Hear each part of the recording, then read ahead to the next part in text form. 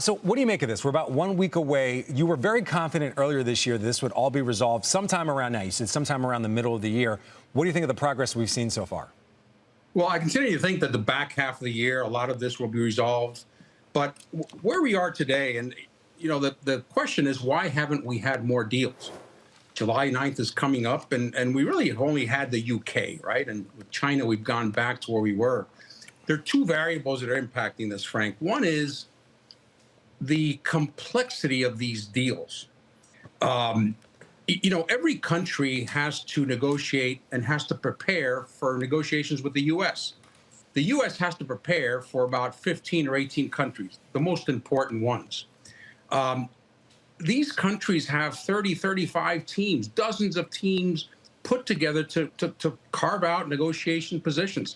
We have a small group of people, Secretary Besant, Ludnick,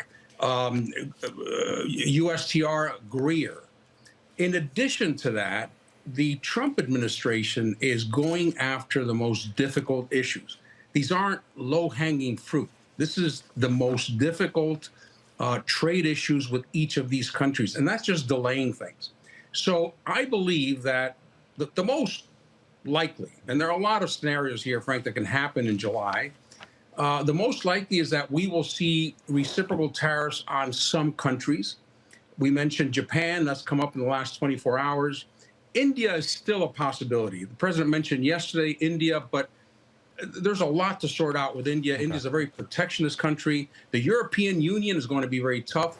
So we'll probably see reciprocal tariffs on some countries and regions, and the others may stay at 10% for a while. That's one scenario, and I think that's probably the most likely. All right, so these deals, again, on the quote-unquote reciprocal tariffs, very important. The EU one especially, I would think, was one of the more important ones. What does this say to China, in your mind, about those negotiations? If the president can't get these deals done with Japan, India, the EU, does it make a final deal with China more difficult? Yeah, it's interesting, but China, over decades, the one thing that China has wanted is for us to get rid of export controls.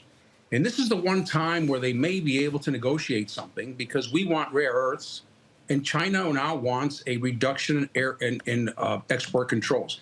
That is the big issue today. There are a lot of other issues, tariffs, et cetera, but that is the primary issue, and they may have a deal. And if they get a deal on export controls, again, something they've wanted and something that is a sign for them of confidence in China, that can open the door to additional negotiating positions, which is good.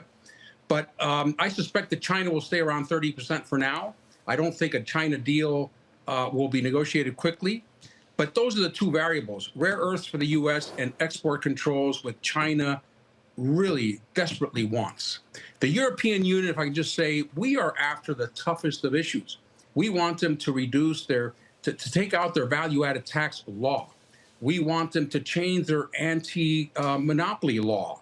We want them to change food regulations. That's very tough. This goes beyond auto tariffs. So that just makes it even more difficult.